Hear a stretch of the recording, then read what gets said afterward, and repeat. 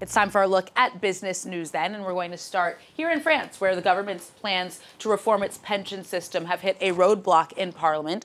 Our business editor, Charles Pellegrin, is on set with more. Hi, Charles. Hi, Erin. Absolutely. The National Assembly, where Macron's party does not hold a majority, voted against Article 2 of the reform, which would have created a senior employment index for employers.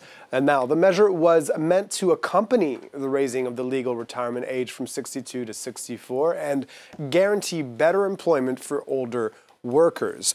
Well, it's the government's first setback in its reform and came after 3 days of debate, the executive unable to obtain the backing of the right-wing Les Républicains party, which would have given it a majority. The Senior Employment Index would have been a way to track the employment of senior workers in companies and the measures taken by those companies to improve conditions for these workers. Employers of over 1,000 people would have been compelled to provide this information from 2023 onwards or face financial penalties.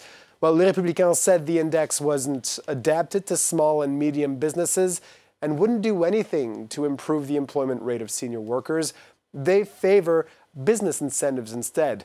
The measure could be reintroduced later, but for now, members of Parliament have until Friday to go over 18 more articles of the reform.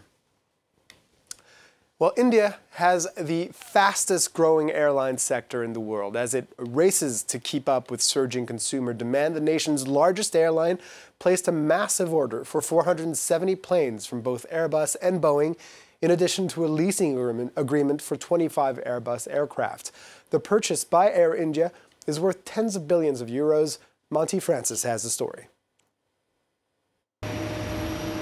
The world's two major manufacturers of passenger jets, Boeing and Airbus, are cashing in on deals to sell hundreds of planes to India's largest international carrier, Air India. During a video call with French President Emmanuel Macron, Prime Minister Narendra Modi said his country was looking to buy some 2,000 passenger jets in the next 15 years. In the near future, India is going to be the third largest market in the aviation sector in the world. For Boeing, the deal for 220 aircraft is valued at $34 billion, marking the U.S. plane maker's third largest sale of all time. Air India is also buying 250 passenger jets from French plane manufacturer Airbus, which did not disclose the price tag, estimated to be tens of billions of euros. For his part, the French president called the deal a new success and a chance to develop new areas of cooperation with India. There is a deep commitment in France to provide the state-of-the-art, the most efficient technologies available to India, and to be part of your Made in India strategy. The orders from Air India are massive, but analysts say they represent a modernizing of its fleet that is long overdue as it tries to compete with other low-cost domestic airlines. Demand for air travel in India and elsewhere in Asia has soared during the past decade, fueled by fast-growing economies, making air travel affordable for many millions of people. Well, look at the stock markets now in Asia. Shares trading down on the major indices. As you can see, the Kospi and Seoul among those leading the losses, with the Hang Seng in Hong Kong down over 1.5%. And we're seeing a similar picture in Europe at the open as well. This follows a consumer price index report released in the U.S. on Tuesday, which shows inflation rose more than expected in January at 6.4%. This raises fears the Federal Reserve will continue to raise interest rates to keep a lid on inflation. Investors tend to not like that. We can see the FTSE in London down almost 0.2%. The Paris CAC 40 basically stable, as well as the DAX in Frankfurt.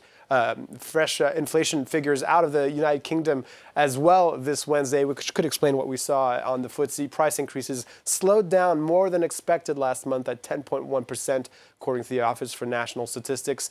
This supports the belief that price pressures peaked back in October when they reached a decade's record high of 11.1%. Those levels of inflation still higher than many other countries, though. Moving on now with a correction to a story we covered on Monday here on France 24 about the status of debt relief negotiations in Zambia. The Chiron, that's the strap you see at the bottom of your screen here, said that Zambia's finance minister had rejected China's call for the World Bank to participate in debt relief efforts. This was based on a faulty report by the Financial Times. Well, Zambia's finance ministry issued this clarification in response. Zambia is in no position to reject any proposals between China and the World Bank. In the interview, Minister Musa Kotwane emphasized that Zambia's focus was to achieve debt relief as soon as possible, and that delays in debt talks were affecting ordinary Zambians and their livelihoods. France 24 regrets the error. And to finish, French luxury fashion brand Louis Vuitton has appointed star musician and producer Pharrell Williams as the new head of menswear design. This follows the death of Virgil Abloh, the first African-American man to be at the head of a large European label. The nomination is a bid by the new chief executive, Pietro Beccari, to secure the brand's position as a market leader after LV has been growing constantly since the pandemic. Well, Pharrell will be presenting his first collection in Paris in June and had already collaborated with Louis Vuitton back in 2004 and 2006, Aaron. I hope to see a lot of big hats in June on the runways in Paris. We'll be keeping an eye on it. Charles Pellegrin with Business. Thank you very much.